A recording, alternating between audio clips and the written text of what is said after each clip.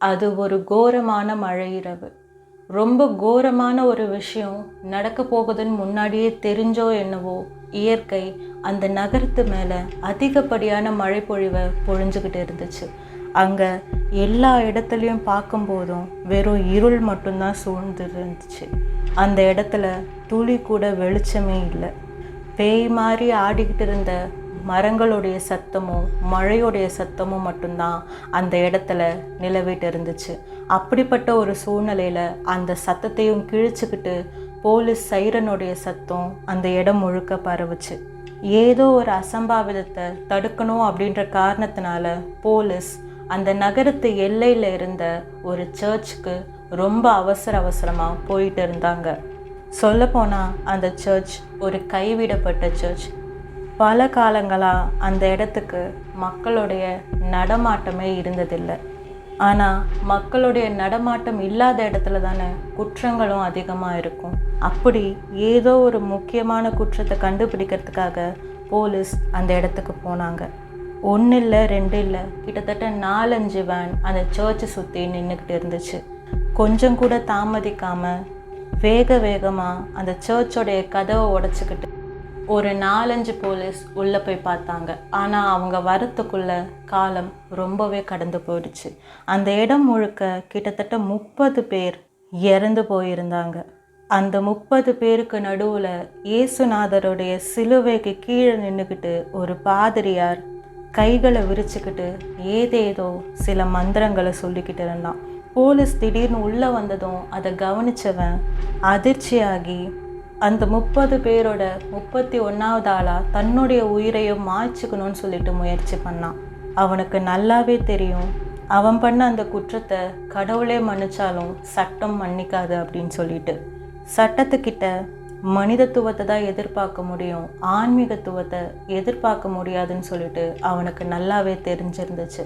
அதனால் தன்னுடைய கைகளில் இருந்த கத்தி எடுத்து தன்னுடைய கழுத்தை அறுத்துக்கிட்டு அப்படியே இறந்துடலான்னு சொல்லிட்டு அவன் முயற்சி பண்ணான். ஆனால் போலீஸ் அதுக்கு விடலை.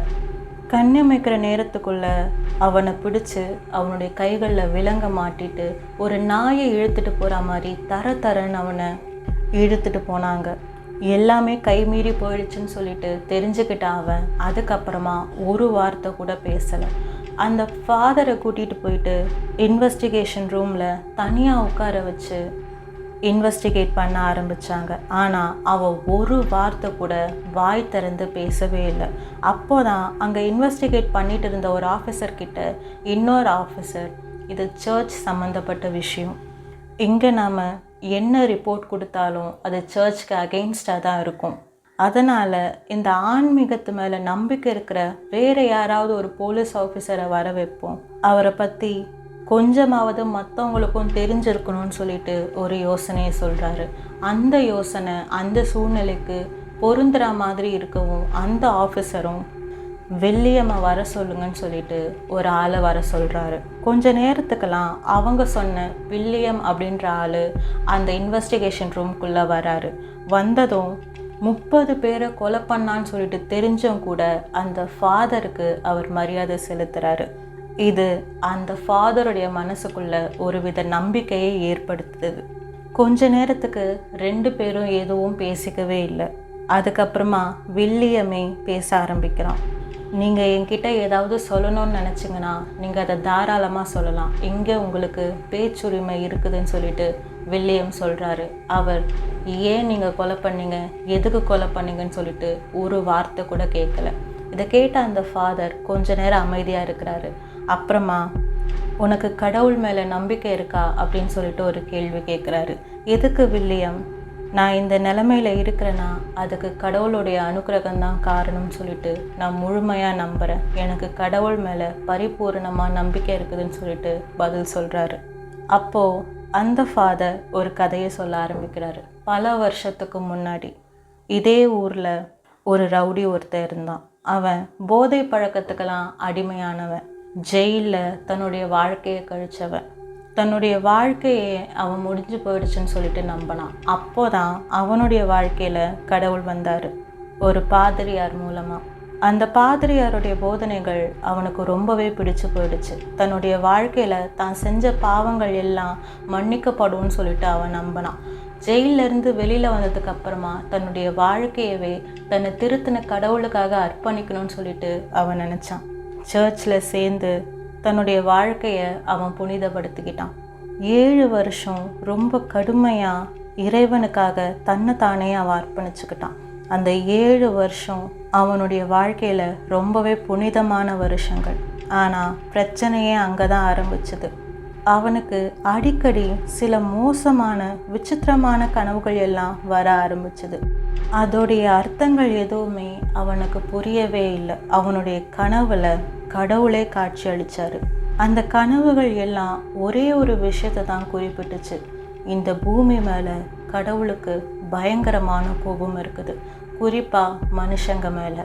2000 வருஷத்துக்கு முன்னாடி அவருடைய மகனை ரொம்பவே மோசமாக இந்த உலகம் கொலை பண்ணி போட்டுச்சு. அந்த கோபம் இன்னும் கடவுளுக்கு தீரவே இல்லை. அந்த பகை உணர்வு வளர்ந்துக்கிட்டே இருந்துச்சு. அதனால தான் இந்த காலகட்டத்தில் மனுஷங்க செய்கிற எந்த தப்புக்குமே கடவுள் தண்டனையை கொடுக்கறதில்ல. அவங்களே தங்களை தாங்களே அழிச்சுக்கிட்டு இறந்து போயிடுவாங்கன்னு சொல்லிட்டு அவருக்கு நல்லாவே தெரியும். தண்டனை ஒருத்தனை அவமானப்படுத்துறது கிடையாது, அவன் திருந்தி வாழறதுக்கான ஒரு வாய்ப்பு அது. அந்த வாய்ப்பை கடவுள் இப்போ இருக்கிற காலகட்டத்தில் இருக்கிற எந்த ஒரு மனுஷங்களுக்குமே கொடுக்கறது இல்லை. அவர் எப்படியாவது இந்த மனித இனம் தன்னைத்தானே அழிச்சுக்கிட்டு மொத்தமாக அழிஞ்சு போயிடணும்னு சொல்லிட்டு ஆசைப்படுறாரு. இது எல்லாத்துக்கும் ஒரே ஒரு தீர்வு தான் இருக்குது. தான் சாகிற நிலைமையில கூட தனக்கு செஞ்ச பாவங்களை மன்னிச்சு தன்னை கொடூரமாக தண்டிச்சவங்களையும் மன்னிக்க சொல்லி பிதா மகன் வேண்டினார். அவர் மறுபடியும் இந்த உலகத்தில் பிறக்கணும். அப்படி பிறந்தா மட்டும்தான் கடவுளுக்கு நம்ம மேலே கருணை வரும். நம்ம திருந்துறதுக்கு அவர் ஒரு வாய்ப்பு கொடுப்பாரு. இந்த விஷயத்த நான் புரிஞ்சுக்கிட்டேன். அதுக்கான வழிமுறைகள் என்னன்னு சொல்லிட்டு நான் தேட ஆரம்பித்தேன். ஆனால் என்னுடைய தேடல்களில் பல இடையூறுகள் வந்துச்சு. நான் கடவுளையும் பார்த்தேன், சாத்தானையும் பார்த்தேன். அந்த சாத்தான் என்னை எவ்வளவோ தடுக்க முயற்சி பண்ணிச்சு. ஆனால் நான் எதுக்குமே மனம் தளரவே இல்லை. ஒரு கட்டத்தில் என்னை ஏமாற்ற முடியாதுன்னு புரிஞ்சுக்கிட்ட அந்த சாத்தான் என்னை மயக்கவும் பார்த்துச்சு. அது சொன்னதெல்லாம் ஒரே விஷயம்தான், கடவுள் உங்களை காப்பாற்றுவாருன்னு நீங்கள் தப்பு கணக்கு போடுறீங்க. உண்மையிலேயே உங்களை காப்பாற்ற முயற்சி பண்ணிகிட்ருக்கிறது என்னவோ நான் தான். கடவுள் உங்களை எல்லாரையும் அழிக்க முயற்சி பண்ணுறாரு. மனுஷங்களே இல்லாத உலகத்தை அவர் படைக்கணும்னு நினைக்கிறாரு அப்படின்னு சொல்லிட்டு என்னை எவ்வளவோ அது மயக்க பார்த்துச்சு.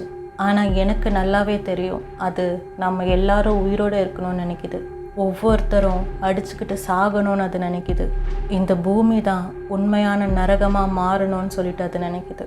நரகத்தை இந்த பூமியில் அது உருவாக்க நினைக்குது. அதுக்கு நான் கொஞ்சம் கூட இடம் தர விரும்பலை. அந்த தேடலில் நான் கண்டுபிடிச்சது ஒரு விஷயத்தை தான். நான் கடவுள்கிட்டயே இதுக்கான உதவியை கேட்டேன். அவர் என்கிட்ட சொன்னதெல்லாம் ஒரே விஷயம்தான், என்னுடைய மகனை இந்த பாவப்பட்ட மக்கள் தான் கொன்னாங்க. அதுக்கு பிராயச்சித்தமாக மன்னிக்கவே முடியாத குற்றங்கள் பண்ண 30 பேரை நீ எனக்கு பலி கொடுத்தினா என்னுடைய கோபம் ஓரளவுக்கு குறையும். அப்போது நான் என் மகன் மறுபடியும் இந்த பூமியில் பிறக்கிறதுக்கு அனுமதி கொடுக்குறேன்னு சொல்லிட்டு கடவுள் சொன்னார். அந்த விஷயத்தை நான் நிறைவேற்ற விரும்பினேன். என்கிட்ட பாவ மன்னிப்பு கேட்டு வந்த 30 பேரை நான் தேர்ந்தெடுத்தேன். கடவுளை உயிர்த்தெழ வைக்கிற புனிதமான ஆத்மாக்கள்னு அவங்கள சொல்லி அந்த சர்ச்சுக்கு நான் அவங்கள கூட்டிகிட்டு வந்தேன். அதுக்கப்புறமா நடந்ததெல்லாம் உங்களுக்கே தெரியும்னு சொல்லிட்டு அந்த ஃபாதர் வில்லியம் கிட்ட சொல்கிறாரு. அதோடு அவர் நிறுத்தலை. என்னுடைய கடவுள் நிச்சயம் இந்த பூமியில் உயிர்த்தெழ போகிறாரு. அந்த சாத்தான் நிச்சயமாக அழிய தான் போகுது. அதுக்காக என்னுடைய உயிரே போனாலும் அதை நான் சந்தோஷமாக ஏற்றுப்பேன்னு சொல்லிட்டு அந்த ஃபாதர் வில்லியம் கிட்ட சொல்கிறாரு. இதை கேட்ட வில்லியம்க்கு என்ன பதில் சொல்கிறதுனே தெரியல. அமைதியாக அந்த இடத்த விட்டு அவர் விலகி போயிடுறாரு. மறுநாள் இந்த கேஸை விஷயமா அந்த ஃபாதரை கோர்ட்டில் ஒப்படைக்கிறாங்க. அப்போ நீதிபதி கிட்ட வில்லியம் ஒரு ரிப்போர்ட்டை தான் கொடுக்குறாரு. இந்த உலகத்தில் நம்ம எல்லாரும் சாத்தானால் ஏமாற்றப்பட்டுக்கு தான் இருக்கும். கடவுள்ன்றவர் அன்பே வடிவானவர். அவர் நம்மளுடைய பாவங்கள் எல்லாத்தையும் மன்னிக்கிறவர். நம்ம எல்லாரும் சந்தோஷமாக ஒற்றுமையாக இருக்கணும்னு சொல்லிட்டு தான் அவருடைய விருப்பம். அதுக்காக பல தியாகங்களை அவர் ஏற்கனவே பண்ணியிருக்கிறாரு, இன்னமும் பண்ணிக்கிட்டே தான் இருக்கிறாரு. ஆனால் நாம தான் அதை கொஞ்சம் கூட புரிஞ்சுக்கிறதே இல்லை. ஒவ்வொருத்தரும் அடிச்சுக்கிட்டு செத்துக்கிட்டு இருக்கோம். கடைசியில் என்ன தான் பலன் கிடைக்க போகுது? நம்ம எல்லாரும் ஏமாற்றப்பட்டுட்டு தான் இருக்கோம். உண்மையிலே நம்ம எல்லாரையும் படைச்சது ஒரு கடவுள் தான். அந்த கடவுளுடைய கண்ணு முன்னாடியே நம்ம ஒருத்தரை அடித்து கொன்னுக்கிட்டு இருக்கோம். கடவுள் ஒருத்தர் மட்டும்தான் நிஜம். நம்மளை கெட்டது பண்ணுற தூண்டுற எல்லா விஷயங்களும் சாத்தான் தான். இதை மனுஷங்க புரிஞ்சுக்கிட்டா யாருக்குமே எந்த பிரச்சனையுமே வராமல் இருக்கும் அப்படின்னு சொல்லிட்டு அந்த ஃபாதருக்கு அதிகபட்ச தண்டனையான மரண தண்டனையை விதிக்கிறதுக்கு அந்த இன்ஸ்பெக்டர் வில்லியம் பரிந்துரைக்கிறாரு. இதை அங்கே இருந்தவங்க யாருமே எதிர்பார்க்கல. வில்லியமுடைய கடவுள் நம்பிக்கையை பற்றி எல்லாருக்குமே தெரியும். ஆனால் அவரே அந்த ஃபாதருக்கு எதிராக அதிகபட்ச தண்டனையை கேட்பாருன்னு சொல்லிட்டு யாருமே எதிர்பார்க்கல. அந்த சபை கலையுது. அந்த ஃபாதருக்கு வில்லியம் கேட்ட மாதிரி அதிகபட்ச தண்டனையை கொடுக்கறதுக்கு நீதிபதி தீர்ப்பு வழங்குறாரு. கடைசியாக அந்த ஃபாதர் அந்த கோர்ட்டை விட்டு போகும்போது வில்லியமை பார்த்து ஒரு சிரிப்பு சிரிக்கிறாரு. அந்த சிரிப்பில் 1000 அர்த்தங்கள் இருந்துச்சு. அந்த அர்த்தங்கள் என்னன்னு சொல்லிட்டு வில்லியமுக்கு கூட புரியவே இல்லை. மீண்டும் அடுத்த ஒரு கதையில் சந்திக்கும் வரை விடை பெறுகிறேன்.